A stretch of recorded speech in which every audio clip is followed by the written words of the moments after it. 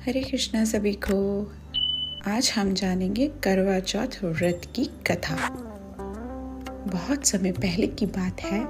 एक साहूकार के 7 बेटे और उनकी एक बहन थी जिसका नाम करवा था।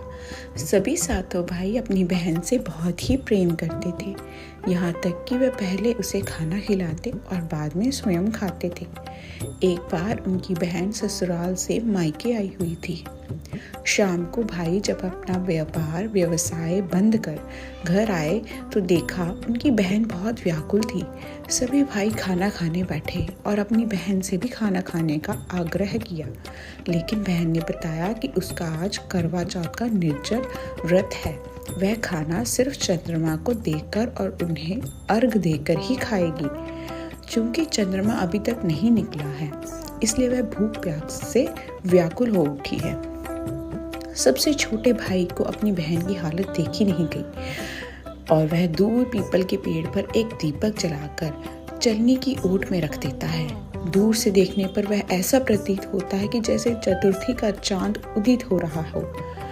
उसके बाद भाई अपनी बहन को बताता है कि चांद निकल आया है, तुम उसे अर्घ देने के बाद भोजन कर सकती हो।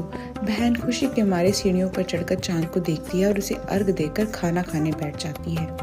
वह पहला टुकड़ा मुंह में डालती है तो उसे छींक आ जाती है।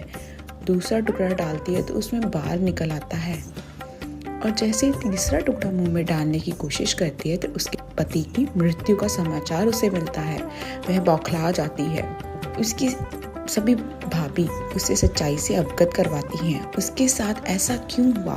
करवा चौथ का व्रत गलत तरीके से टूटने के कारण देवता उससे नाराज हो गए और उन्हें ऐसा किया है। सच्चाई जानने के बाद करवा निश्चय ही करती है कि वह अपने पति का अंतिम संस्कार नहीं होने देगी और अपने सती तत्व से उन्हें पुनर्जीवन दिलाकर रहेगी। वह पूरे 1 साल तक अपने पति के शव के पास बैठी रहती है, उसकी देखभाल करती, उसके ऊपर उगने वाली सुई नुमा घास को वह एकत्रित करती जाती है। 1 साल के बाद फिर करवा चौथ का दिन आता है। उसकी सभी भाभियां करवा चौथ का व्रत रखती हैं। जब भाभियां उससे आशीर्वाद देने आती तो वह प्रत्येक भाभी से यम सुई ले लो, पिए सुई दे दो, मुझे भी अपनी जैसी सुहागिन बना दो, ऐसा आग्रह करती है। लेकिन हर बार भाभी उसे अगली भाभी से आग्रह कहकर चली जाती है। इस प्रकार जब 6ठे नंबर की भाभी आती है तो करवा उससे यही बात दोहराती है। यह भाभी उसे बताती है कि चूंकि सबसे छोटे भाई की वजह से उसका व्रत टूटा है, अतः उसकी पत्नी में ही शक्ति है कि वह तुम्हारे पति को दोबारा जीवित कर सकती है। लेकिन जब वह आए तो तुम उसे पकड़ लेना और जब तक वह तुम्हारे पति को जिंदा न कर दे उसे छोड़ना नहीं। ऐसा कहकर वह चली जाती है। सबसे अंत में जब छोटी भाभी घर आती है, करवा उनसे भी सुहागिन बनने का आग्रह करती है, लेकिन वह टाल मटोल करने लगती है। इसे देख उन्हें जोर से पकड़ लेती है और अपने सुहाग को जिंदा करने के लिए कहती है। भाभी उसे छुड़ाने के लिए नोचती खसोटती है, लेकिन करवा नहीं छोड़ती है।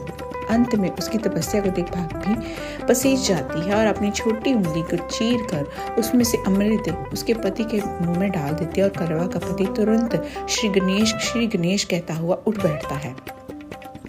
इस प्रकार प्रभु की कृपा से उसकी छोटी भाभी के माध्यम से करवा को अपना सुहाग वापस मिल जाता है। हे श्री गणेश, माँ गौरी, जिस प्रकार करवा को चिर सुहागन का वरदान आपसे मिला है, वैसा ही सब सुहागिनों को मिले। श्री राधे।